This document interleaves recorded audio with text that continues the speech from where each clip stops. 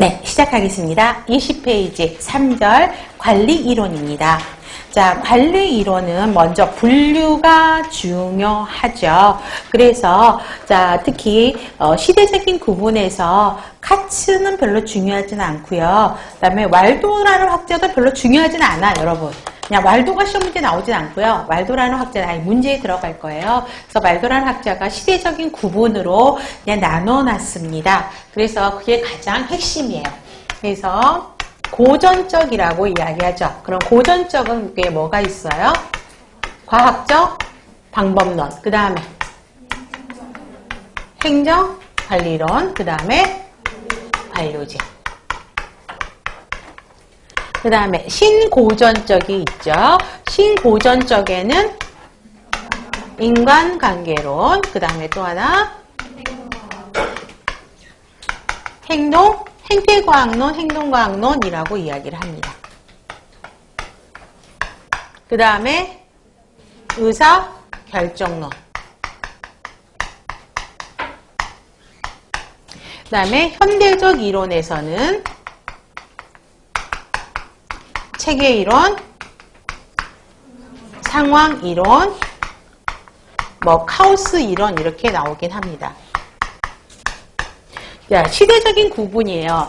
자, 고전적인 시대는 사람을 중요하게 생각하지 않았어요. 사람을 목적을 달성하기 위한 수단으로 생각을 했어요. 그래서 과학적 방법론에는 누가 나오냐면 테일러라는 학자가 나옵니다. 그래서 테일러리즘이라고 이야기를 하고 있고요. 그 다음에 행정관리에서 아까 관리라는 이야기를 처음 했던 사람이 페이올이라고 그랬죠. 그래서 페이올이라는 학자가 행정관리론을 이야기하고 그 다음에 관료제는 베버라는 학자가 이야기를 하게 됩니다.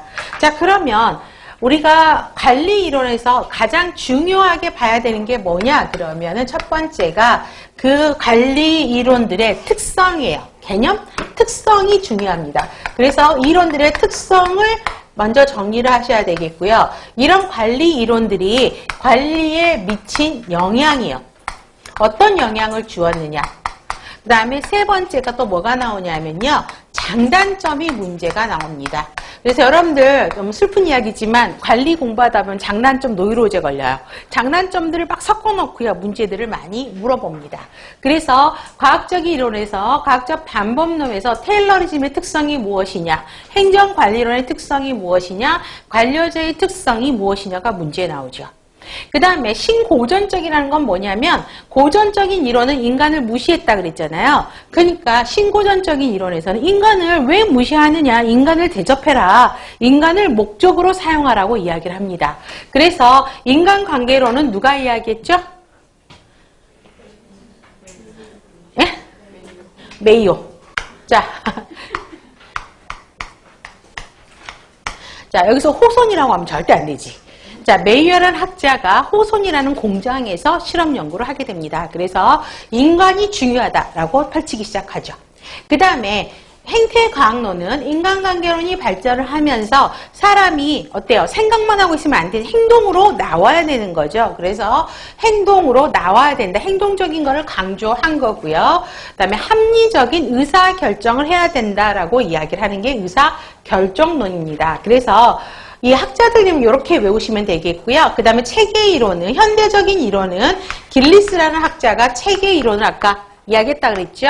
그래서 간호관리 과정을 투입을 산출로 바꾸는 전환 과정이다 라고 이야기했었죠. 여기서 이야기가 나옵니다.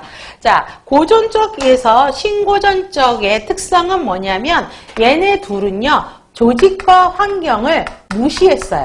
그래서 무시해서 폐쇄적인 환경을 강조합니다. 조직은 환경과 서로 상호작용하지 않는 폐쇄적인 관점이다. 그렇지만 현대적인 이론은 뭐예요? 조직은 서로 환경과 상호작용하는 개방적인 시스템이다라고 강조를 하고 있죠. 그래서 얘네하고 신고전적하고 고전적하고 현대적인 차이는 조직을 개방 시스템으로 보느냐, 폐쇄 시스템으로 보느냐. 얘네 두 개 차이는 뭐예요? 고전적과 신고전적의 차이는 인간관이 다르다는 거죠. 인간을 수단으로 보느냐, 목적으로 보느냐라고 보는 것입니다. 그 다음에 관리도 어떤 관리 이론이 좋으냐 이게 없다고요. 상황에 맞게 관리를 하는 게 가장 좋다라고 하는 게 상황이고요. 카오스 이론들을 강조하게 됩니다. 그러면 문제는 고전적 이론들이 많이 나오고요. 특히 고전적 이론에서 과학적 관리론과 인간관계론은 완전히 반대 개념이죠. 사람을 무시하고 사람을 대우해라. 얘네 둘이 비교하는 문제가 제법 많고요. 그 다음에 또 과학적 관리론과 행정관리론을 비교하는 문제가 많고요. 관료제는 단독으로 문제가 나갑니다. 그 다음에 가장 빈도수가 높은 거는요. 체계 이론과 상황 이론들이 문제가 빈도 출제가 굉장히 높습니다. 이게 이제 시대적 이론을 전체적인 거를 틀어놓은 거고요. 두 번째, 고든이라는 학자가 관점을 보게 됩니다. 관점에 의한 구분이 나오는데요. 자, 여기는 사람을 무시했다 그랬죠. 고전적 이론은. 그렇기 때문에 뭐에 포커스를 맞췄어요? 첫 번째, 뭐시면? 구조론적, 조직의 구조에 포커스를 맞췄죠. 그래서 구조론적 관점. 그 다음에 고전적 이론, 신고전적 이론은 인간관계에 포커스를 맞췄다 그랬죠. 그렇기 때문에 인간론적 관점. 그 다음에 현대적 이론은 이걸 다 고려하는 통합적 관점에서 포커스를 맞췄다. 그러면 어렵지는 않죠.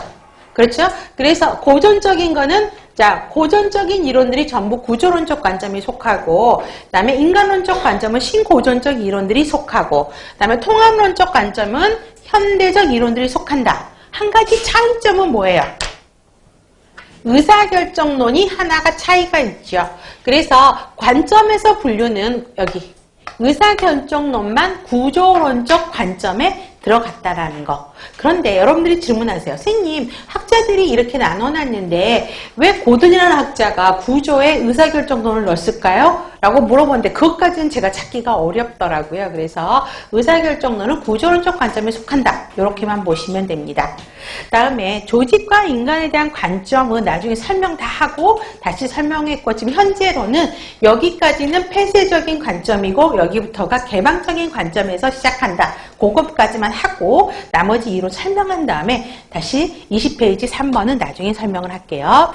자, 그러면 고전적 관리 이론. 자, 특징도 나중에 설명을 하겠고요. 자, 이때는 산업혁명이 일어나면서 인간들이 많아지면서 공장들을 막 돌리게 되죠. 그래서 여러분들이 찰리 채플린 영화 혹시 기억나실지는 모르겠지만 찰리 채플린이 공장에서 물건을 막 찍어내다가 공장 기계에 말려 들어가는 영화 같은 게 있었을 겁니다. 그런 시절을 이야기를 하고 있어요. 그래서 먼저 과학적 관리론을 이야기합니다. 자, 과학적 관리론이 가장 대표적인 고전적 관리 이론인데요. 14년도 지방에서 문제가 나왔었습니다. 자, 과학적인 방법을 통해서, 연구를 통해서 관리를 하라라는 거죠. 그러면 과학적인 관리가 무엇이냐라고 이야기를 합니다. 그래서 특징에서 테일러, 그 다음에 그의 동료라고 이야기하고 있죠. 그래서 테일러리즘이라고 이야기를 합니다. 그런데 여러분 문제 좀 많이 풀면 일단 아주 이상한 문제도 있어요.